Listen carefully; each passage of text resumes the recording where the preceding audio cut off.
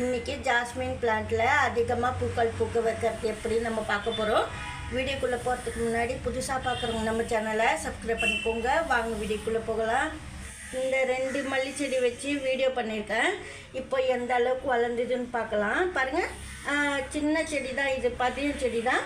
நான் வீடியோ பண்ணும்போது மாம்பழத்தோல் வச்சுருந்தேன். மாம்பழத்தோல் போட்டு நம்ம 1 வாரம் ஆகுது. இப்போ அடுத்த எரு நம்ம கொடுக்க போகிறோம். எதுக்காக ஒவ்வொரு எரு கொடுக்குறோன்னா, நம்மளுக்கு சின்ன கன்று இது, அதுக்காக மல்லி செடியில் கொஞ்சம் கொஞ்சமாக தான் எரு கொடுக்கணும். இப்போ நம்ம ஏற்கனவே நான் மாம்பழத்தோல் போட்டிருக்கேன். இப்போ ஏற்கனவே சின்ன கன்று இது மல்லிச்செடி, சின்ன சின்ன மொட்டை இருந்தது. இப்போ பெரிய பூவாக வருது பாருங்கள். செடி இன்னும் பூக்கள் பூக்கணும், அதிகமாக மொட்டு வைக்கணும்னா இந்த பூ இப்போ பூக்க போகுது. அடுத்தது நம்ம கொடுக்கணும் எருவு. ஏன்னா எதுக்காக நான் இது போல் கொடுக்குறேன்னா, இது முத்தனை குச்சி தான். இது ரொம்ப நம்ம பதியம் பண்ணாலும் தடிமனான குச்சி பாருங்கள். இப்போ நல்லா ஸ்ட்ரென்த் இருக்கும் இந்த பிளான்ட்டுக்கு. ரிலீஸான குச்சி கொடுத்தா தான் அதிகமாக கொடுக்கக்கூடாது. நல்லா திக்கான பிரான்ச்சஸ் நீங்கள் இது போல் வேர் பிடிக்கிறதுக்கு வச்சிங்கன்னா நல்லா எரு கொடுக்கலாம்.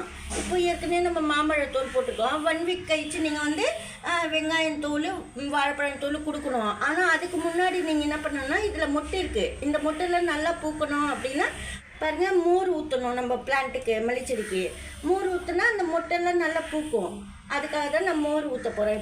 இப்போ ஏற்கனவே உங்கள் செடியில் மல்லி செடியில் பூ பூத்துடுச்சுன்னா நீங்கள் வாழைப்பழம் தோல், வெங்காயம் தோல் போடலாம். இந்த பிளான்ட்டுக்கு நான் ஏற்கனவே மேங்கோ பீல்ஸ் போட்டிருக்கேன், மாம்பழம் தோல் போட்டிருக்கேன். 1 வீக் கழிச்சு இப்போ மோர் ஊற்றுறேன் நான். நீங்கள் பூவெல்லாம் பூத்து முடிஞ்சிச்சின்னா அப்போ நீங்கள் வாழைப்பழம் தோல், வெங்காயம் தோல் கொடுக்கலாம். நான் மோர் ஊற்றுறேன். எதுக்காக மோர் ஊற்றுறேன்னா, இந்த மொட்டைலாம் நல்லா பெருசாக பூக்கள் பூக்கும். அதுக்காக தான். நீங்கள் சப்போஸ் ஃபில்டர் பண்ணி ஊற்றிக்கிற மாதிரி இருந்தால் நீங்கள் மோர் ஃபில்டர் பண்ணிட்டு ஊற்றிக்கணும். அப்புறம் நான் அப்படி சப்போஸ் தெரியாக இருக்குது அப்படின்னா நீங்கள் மேலுக்கு சாயில் கவர் பண்ணணும் தெரியாதபடி. ஏன்னா எறும்பெல்லாம் வராமல் இருக்கும்.